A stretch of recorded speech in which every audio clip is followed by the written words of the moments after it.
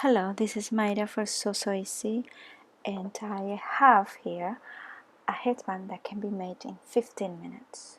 I am using cotton voile for the pink one, but I have on my table rayon. You can also use satin or silk. You will need two rectangles of 17.5 by 10 inches, one strip of fabric of 10 inches by 1 strip of elastic 6 inches long, one loop turner and one paper clip. The next steps will need to be done in both rectangles. Fold your rectangle in half and mark the center. From that center mark, measure 1.5 inches on either side. You will be left with a 3-inch stitching line.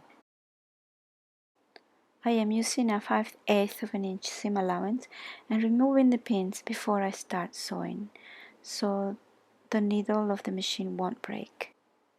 Here it is, the 3-inch stitch. Take your rectangles, turn them inside out with a stitching line up, and take the lower corners, join them together. On the block it says A and B for left and right. Bring them together, pin them, and start sewing exactly where you stopped the 3-inch stitching line. I am using a 5/8 of an inch seam allowance, but you can use any as long as you are consistent. We'll close the other side exactly the same way. We'll start sewing from the 3-inch stitching line all the way to the corner.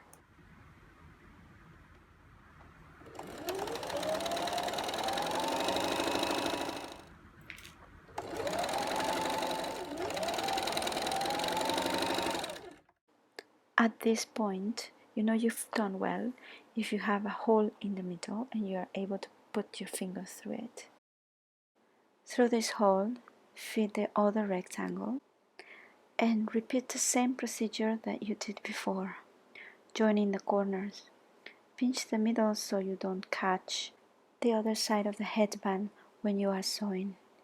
Join the corners, pin it, and start sewing at the end of the 3-inch stitching line.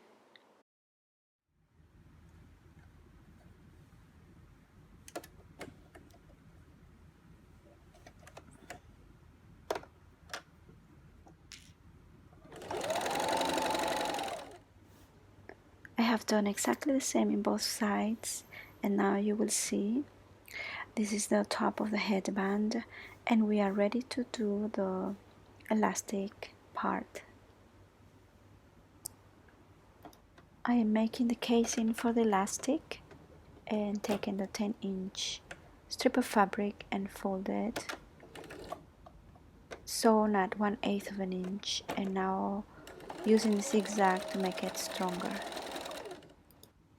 Here is the casing for the elastic, and now we need to turn it inside out. I'm hooking it at the end with a loop turner and turning it very gently inside out. With the help of a paper clip or a safety pin, we are going to feed the elastic through the casing. With the help of a paper clip or a safety pin, we are going to stop the elastic from coming all the way through the casing. I will sew both ends of this elastic band to make it strong, so I know the elastic is not going anywhere. Place the elastic band in the middle of the headband that you have placed horizontally. Fold the sides on top of the headband, one side after the other. Pin it, pull across and fold once again. These folds are about 1 inch to 3/4 of an inch. It's up to you. It all depends how thick your sewing machine can sew. Mine can handle relatively thick fabrics, so I'm using a 5/8 of an inch seam allowance, making sure I catch all the layers. This is not 5/8 of an inch, so I will rectify it later. Just in case you didn't catch the first time, fold the elastic, place it in the middle and fold the elastic on top of that elastic band 3/4 to 1 inch wide, those folds according to how much your machine can take without breaking the needle. 3 or 4 times at 5/8 of an inch, or you change the size of the headband. All that remains now is to pull the elastic from the headband, and in doing so the seams will be buried inside the folds, so there is no need to use a serger or any zigzag stitch. I want to say thank you for listening, thank you for watching. It has certainly been an easy headband to make, however it has been very difficult for me to make this video. I hope you enjoy it, and see you next time. This has been Mayra for So Easy. Thank you.